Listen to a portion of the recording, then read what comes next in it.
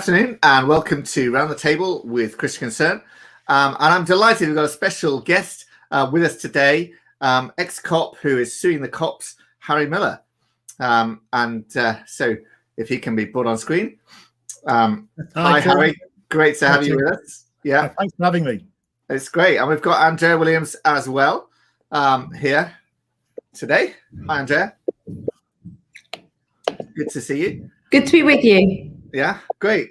So, Harry, thank you so much for joining us. It's great. Always a pleasure to talk with you and to hear your fantastic story. Can you remind us about your case? Because you were basically found guilty without trial by the police of a non-crime hate incident, weren't you? Hi there. Good to be with you. Hi, Andrea. Yeah. This is a long time ago now. Of course, it was in. When was it?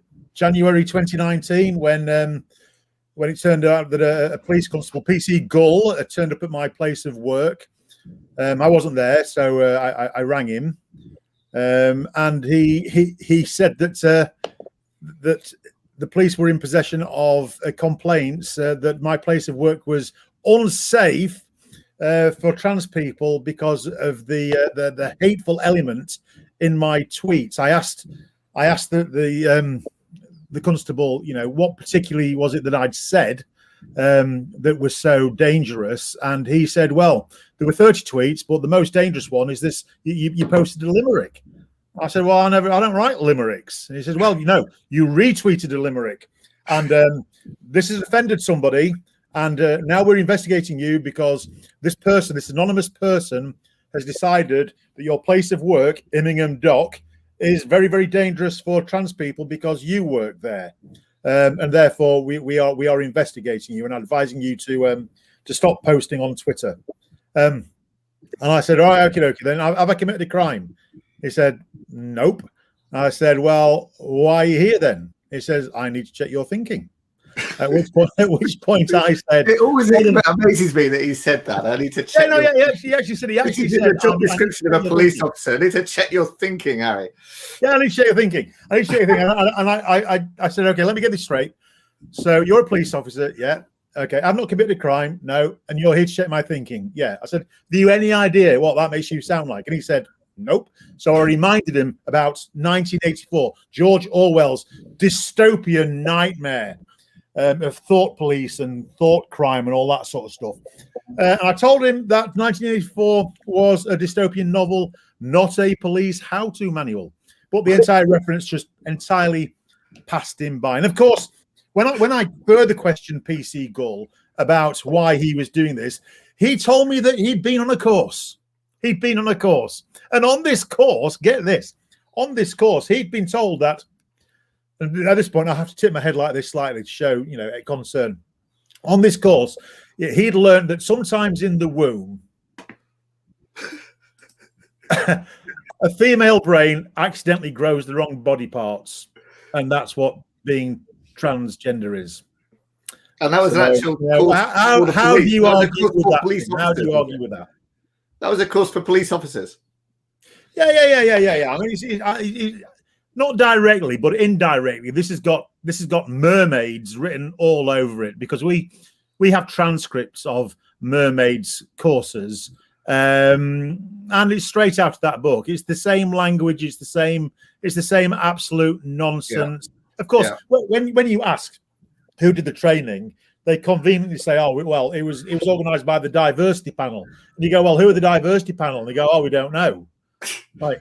Oh, right. Well, that's useful then, isn't it? That's right useful. That is, isn't it? so there we go. Anyway, me being me. Yeah. I'm the wrong man, as you wrote. I'm an ex-copper. I do understand the law, and I knew that I just instantly knew that there was something wrong with this entire conversation. So I did a little bit of inquiry and realised that Humberside Police had breached my Article 10 human rights.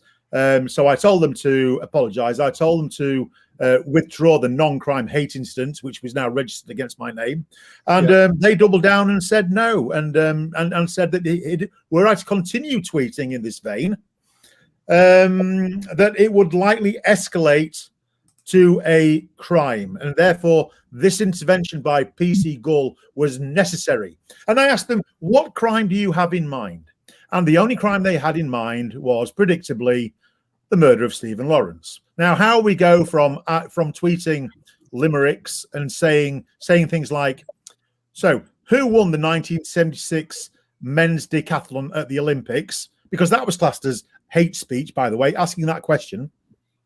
So how we go to that, from that to asking the question, to the dire murder of a black lad on the streets of London is utterly beyond me. But nevertheless, they doubled down and they used that argument all the way to the High Court. But not only Stephen Lawrence. Apparently, what I was guilty of was I committed this thing called antilocution. There's a good word, antilocution.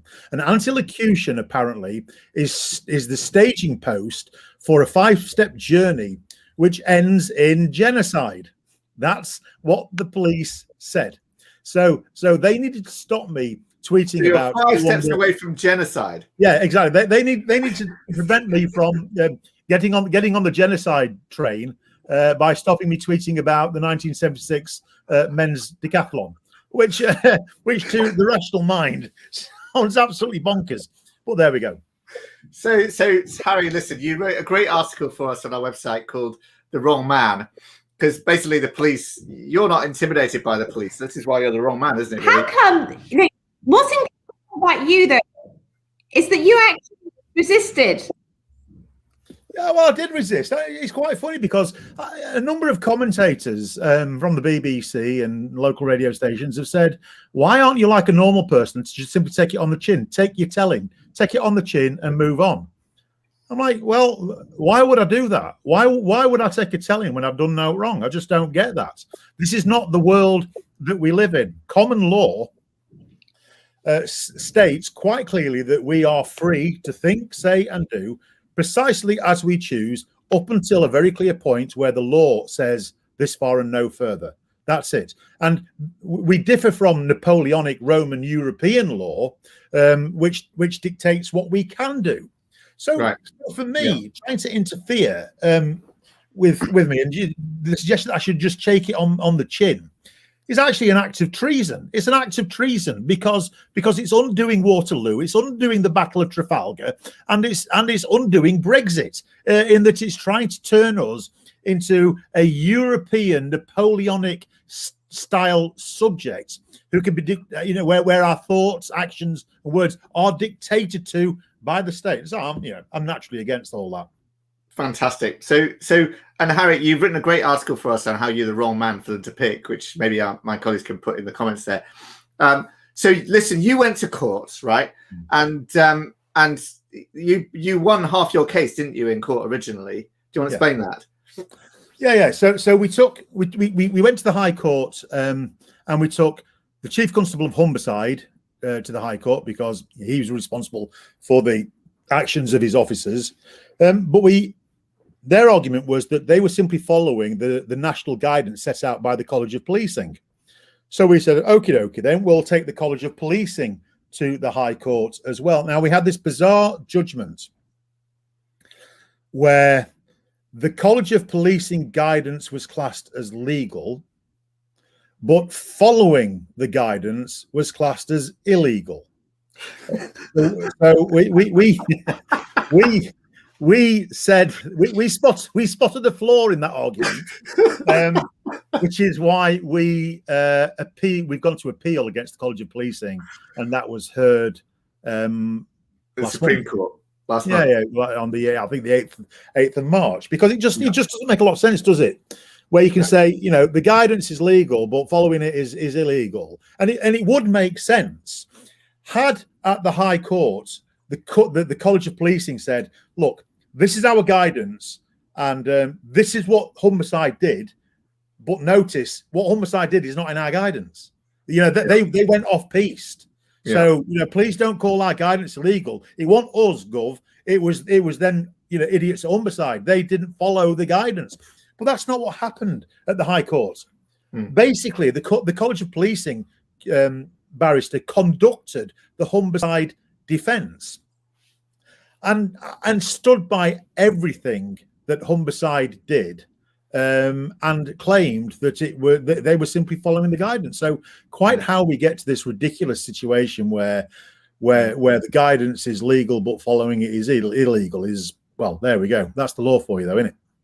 Well, so, and the particular point that the guidance was unlawful about was about recording, wasn't it? Putting it on your record that you've had a non-crime hate incident counted against you without trial, without any jury or judge or anything like that. You've now got that on your record, and it could turn up in a DBS check or something else forevermore and count against employment and everything, all these sort of things, just because somebody complained about actually a retweet that you gave that was a limerick or something else. It wasn't just one. Anyway, to be fair, I think there were 31 Fine. Yeah. tweets. Yeah.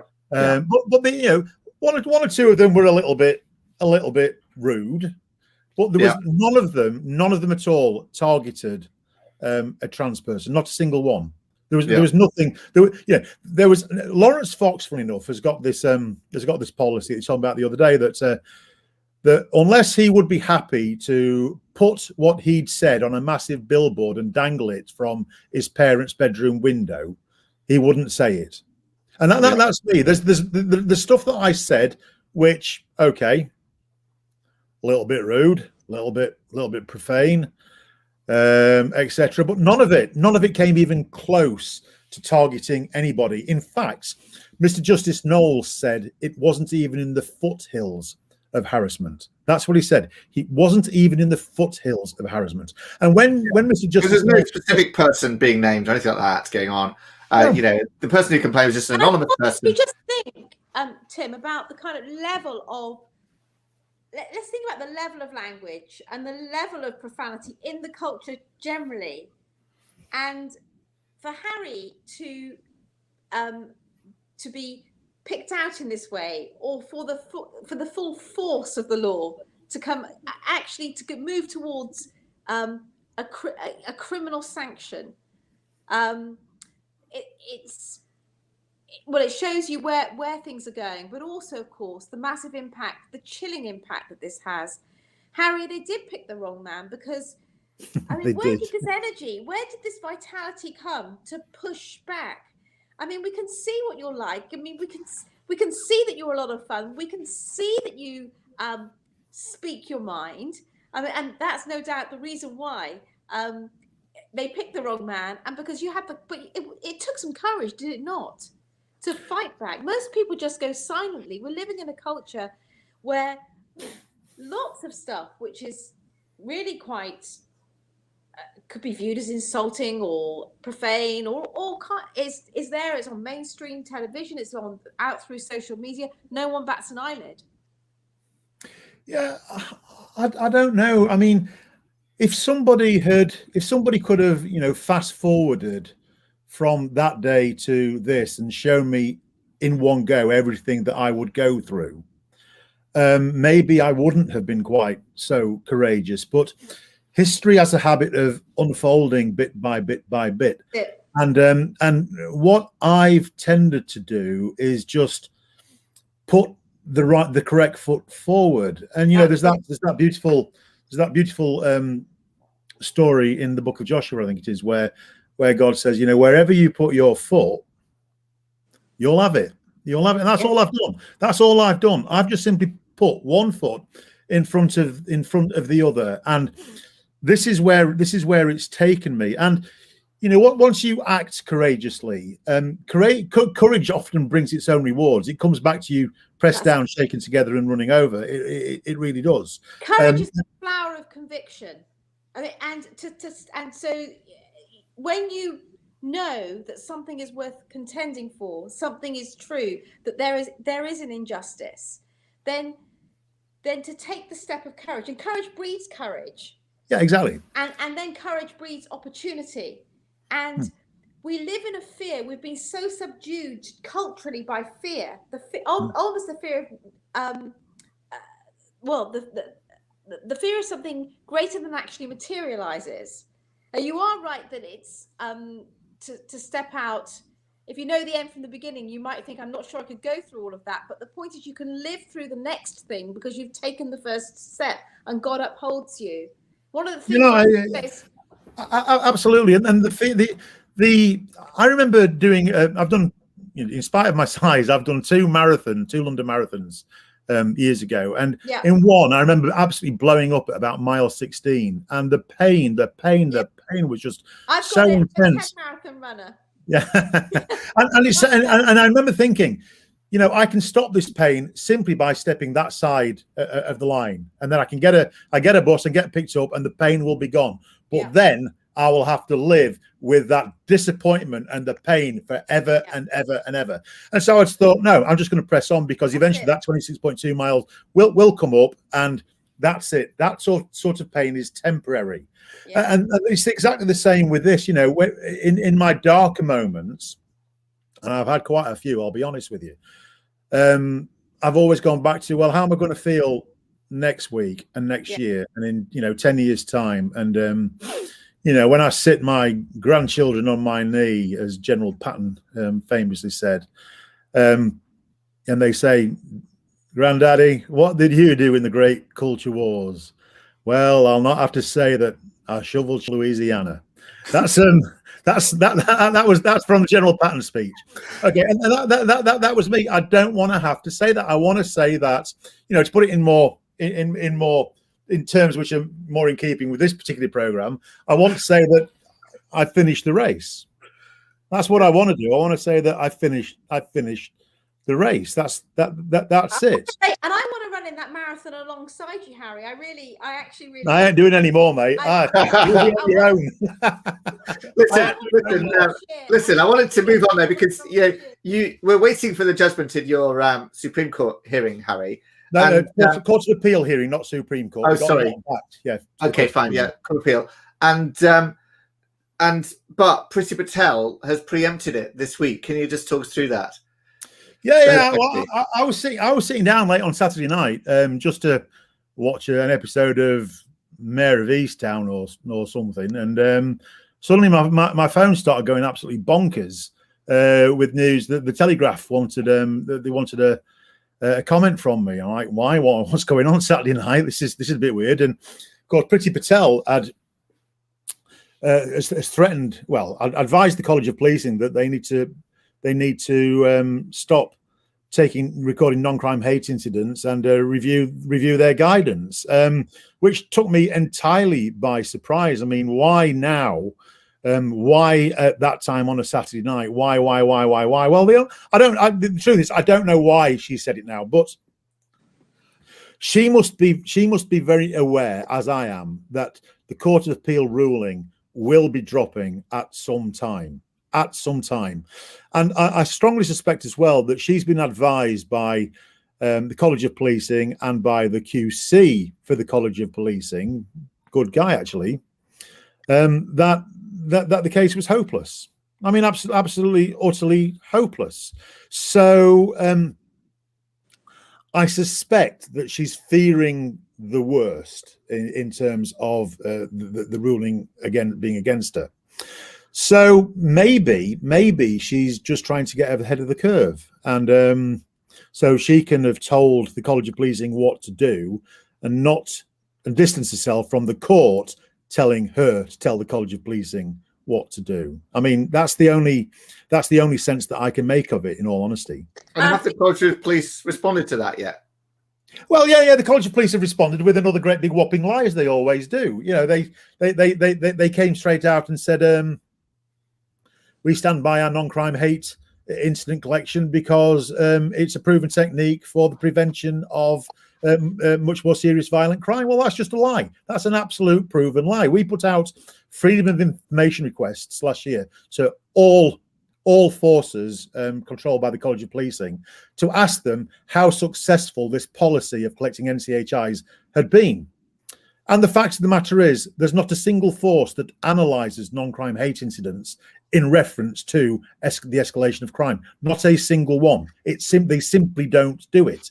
So it's a lie. And it's one of those things where it might have sounded great in 2013 when they were inventing the hate crime guidance, and as an experiment, it was probably not a bad experiment.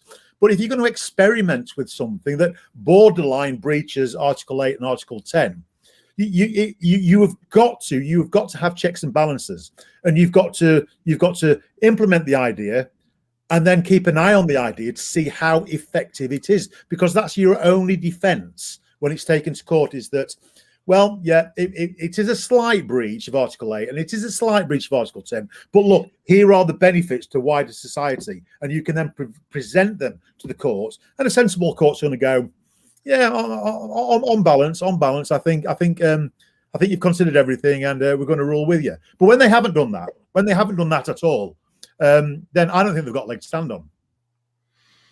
Wow. So they're not listening to Priti Patel. They're not going to do what Priti Patel says. Then is that the point?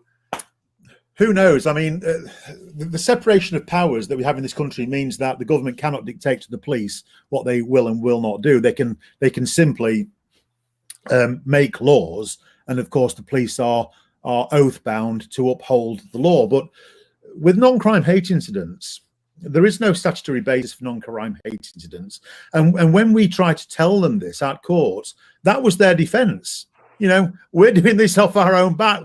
We don't have any legal basis for it. Therefore, you don't have a defence again. You don't have any reason to criticise it. It's utterly bizarre, really. Well, so what we can really see here is your case has exposed how the system doesn't work and how they picked the wrong man, they picked the wrong target. But there are a lot of people that are either intimidated by this, that bow to this, that go into the shadows as a result of this, or live with that. And we see that a lot with our street preachers, for instance, or regulate what they say or do on social media, get intimidated by those sorts of things. But your case, together with the media that it's generated, the legal pressure, the political pressure, you see how the political pressure has bowed to the legal case and what has gone on there. That all will bring pressure to the judiciary itself, as they know that it's an important judgment, and they will know that the organs of power will be watching for it. Yeah. I mean, presumably, if the judge wasn't sure, now that Priti Patel's saying we think the police ought to do this, that will strengthen their case to say, yeah, we'll rule in favour of Harry. I mean, presumably that would help in that sense as well. Judges will be minded that it's political. They will be looking at it from a legal, analytical perspective. Of course, judges and parliamentarians and the police are all downstream from the prevailing societal culture. We know that, and that's why we're in the mess we're in a sense. That's why we have non-crime hate incidents. But I think this case of Harry's and what it's really exposed. I mean, we've had the case this week that one of the street preacher. We have multiple street preacher cases, but it's police on the ground. The average Bobby on the beat, if there were still Bobbies on the beat, sort of thing. They don't understand what their guidelines mean, or they've been so inculcated by the prevailing culture that they think a street preacher preaching from Genesis 1 on the street, that is a So listen, Andrea, we've got a question here from Facebook. Rita Logani, is it why preaching is a hate crime in the first place? And maybe Harry, would you like to comment on this? Why is it that the police keep arresting these street preachers when they're not actually committing any offence? Well, it all boils down to the College of Policing's hate crime guidance, which says that hate is entirely in the mind of the perceiver. Yeah. So if somebody perceives hate, it's hate. That's it. It's as simple as that. I mean, the guidance actually states that a hate incident must be recorded, even in the absence of hate.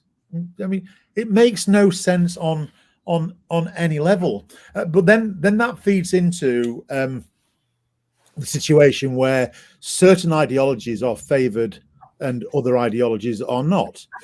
So Christianity is not a favoured ideology. It's absolutely Extinction Rebellion is a favoured ideology. The belief that sex is immutable, not a favoured ideology.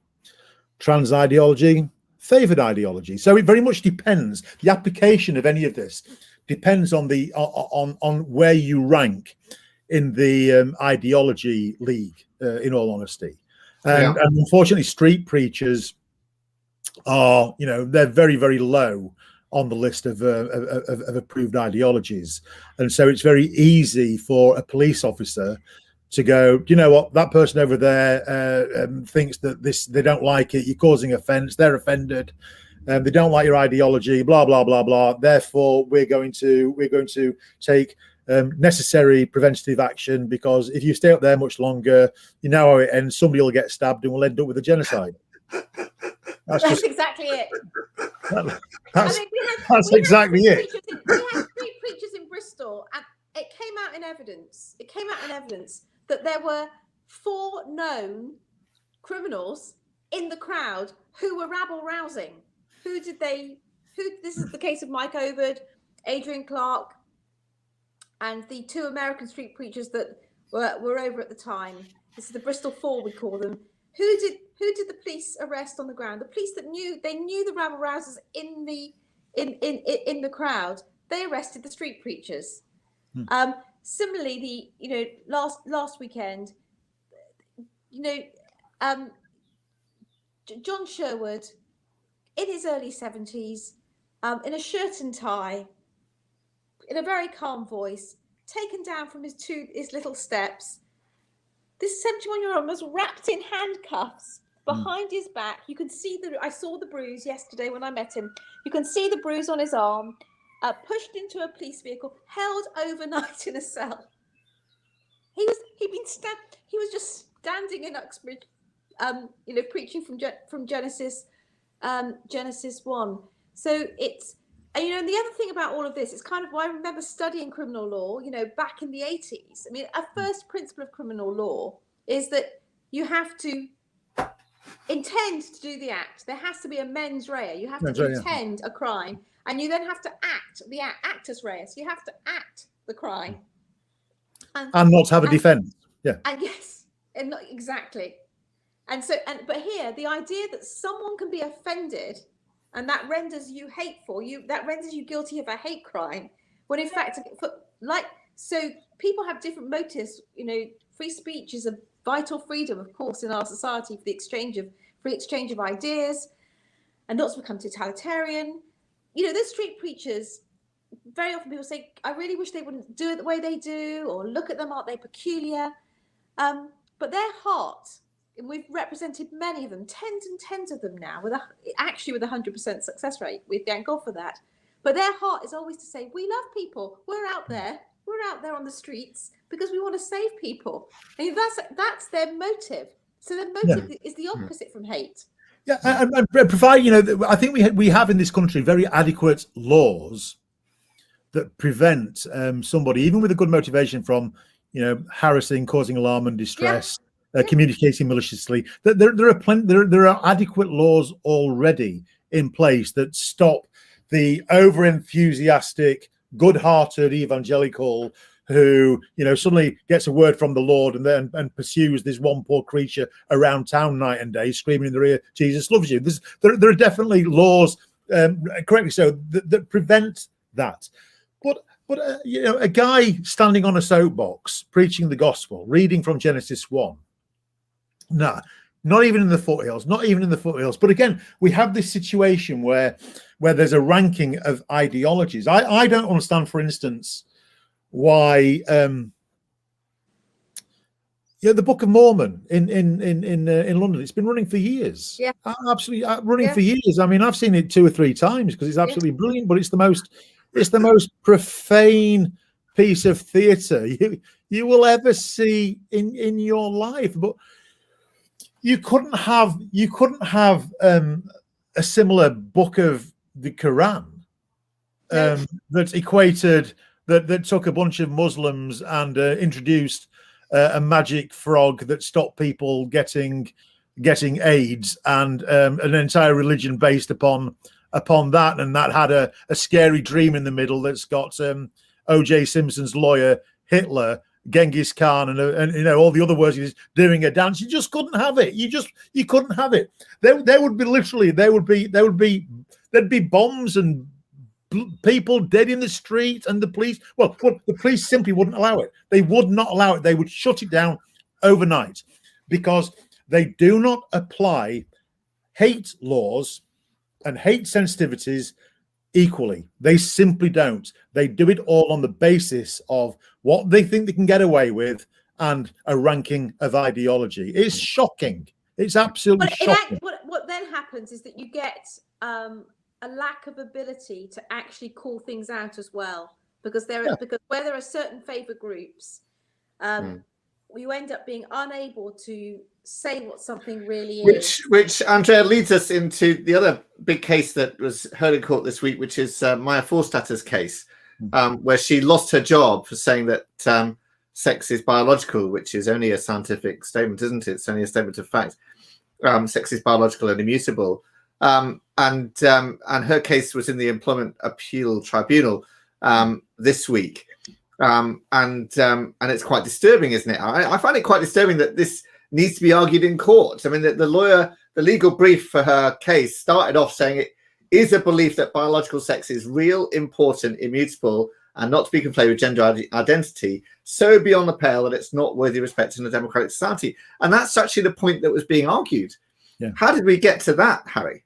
I've just no idea how we got to it. I mean, what was quite amusing that in my case, the High Court judge, Mr. Justice Knowles, absolutely lovely guy, actually. You could see that he was trying to pick his way through with a great deal of sensitivity to all parties concerned whilst applying the law.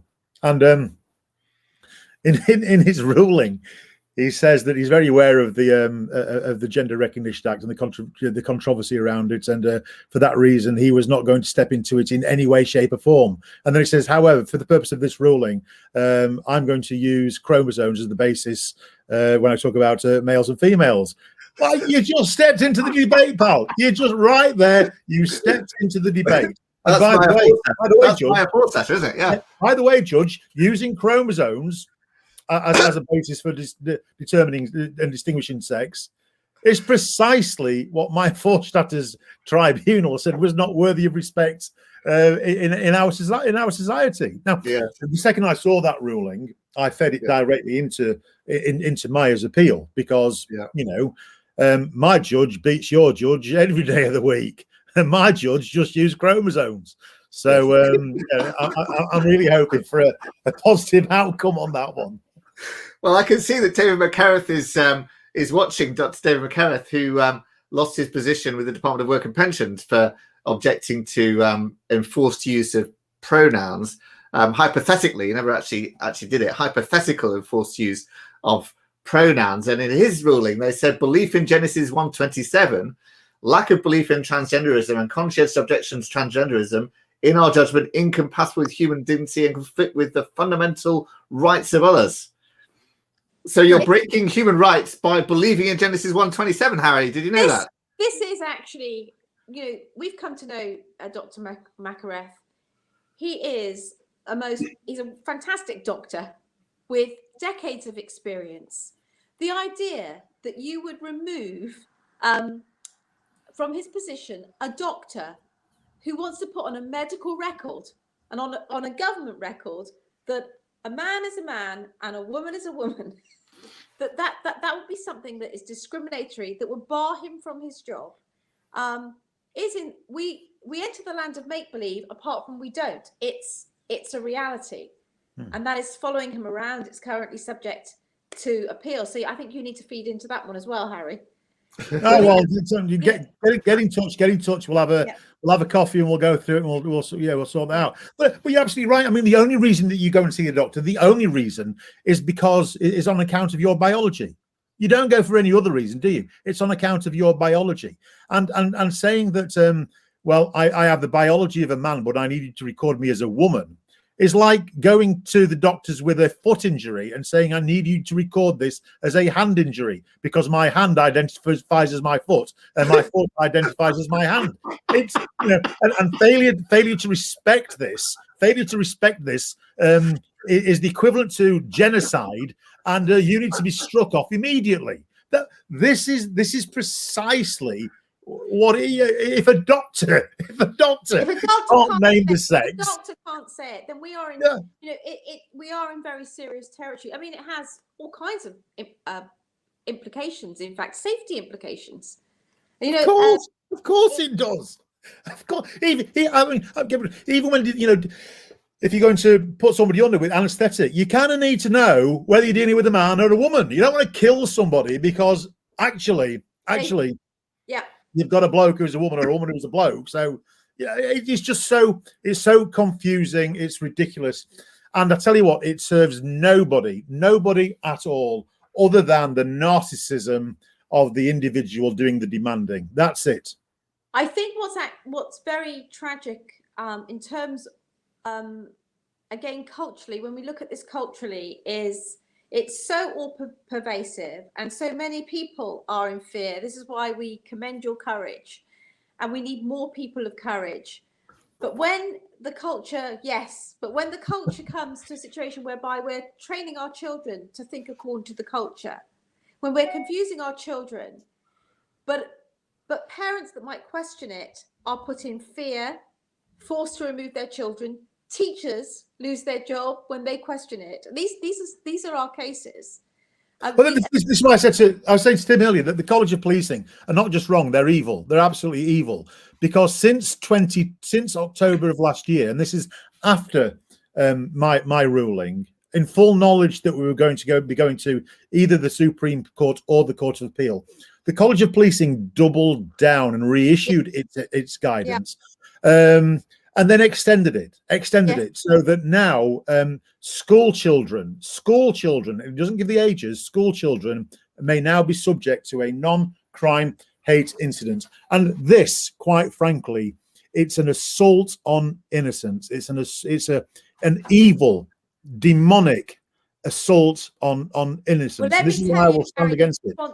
Let me tell you, in response to that, we have those cases. We have the children who get marked on their school record because they say that they don't want to participate in Pride, or that they're confused about boys and girls, they don't like it.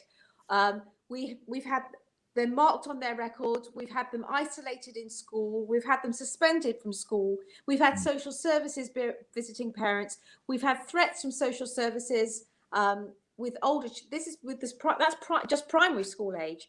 When it comes into the teenage category, we've actually had social services visiting the homes of parents, saying, unless you call Adam Eve,